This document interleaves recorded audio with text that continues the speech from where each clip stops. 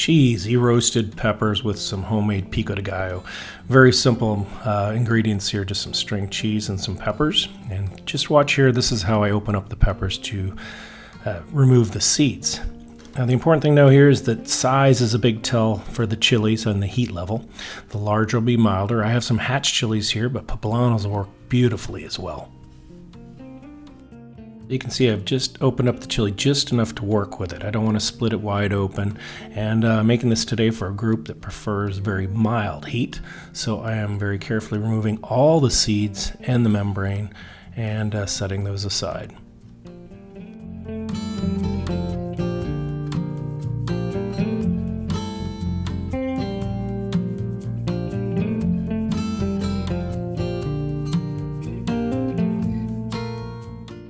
Using a pastry brush with a bit of olive oil just to lightly coat the insides of the pepper. And then I'm going to use some mozzarella string cheese sticks. And I'll use 2 sticks per pepper. And I'll shred them down, peel them down, and just stuff them inside the pepper.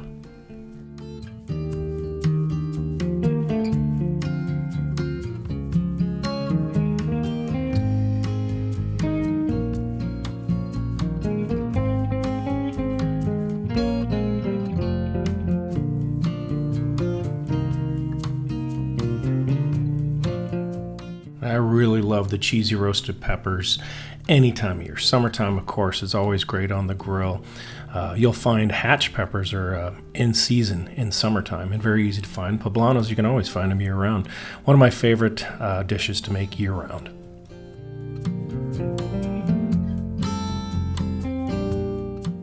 Now that we've finished prepping the peppers, it's time to set them aside and make the homemade Pico de Gallo. Here's the mise en place, or what's required to make that. Now all of this will be on my website, thehouseholdchef.com. I'll give you all the ingredients in an easy to follow method. But for the pico, pretty much we're looking for 1 tablespoon of all the vegetables. So here you see me, I'm cutting an onion, finely chopping the onion for 1 tablespoon. And after that, I'm going to go ahead and take a jalapeno. Of course, the jalapeno, you can leave it out completely if you'd like. If you like it hot, leave more seeds in, and a little bit hot, just leave a few seeds. But the same thing, 1 tablespoon finely chopped, and we'll put that into a mixing bowl, putting everything into a mixing bowl.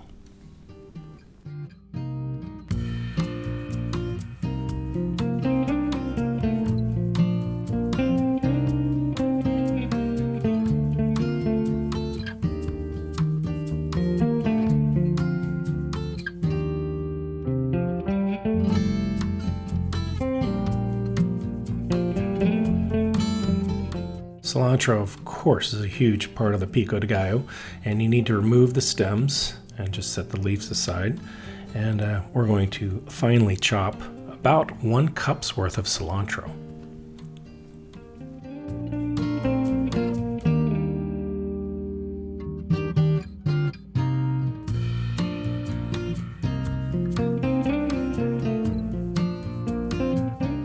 This will end up being about 1 cup of finely chopped. This recipe will work for about 4 peppers. Now we have a tomato, same thing, just we want 1 tablespoon of diced tomatoes, and we'll go ahead and de-seed this and then dice it.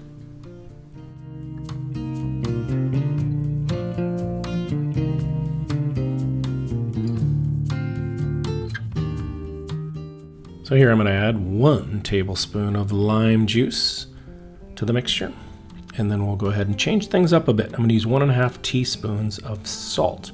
This will help draw out some of the moisture in the vegetables. And then lastly, we're going to put about a teaspoon of lemon zest and a teaspoon of lime zest, and then we'll mix this all together and put it in the fridge until the peppers are ready, and then we'll garnish the peppers with it.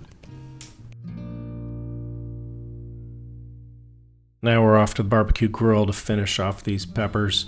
I've got the grill nice and hot. 400 degrees or even better is fine.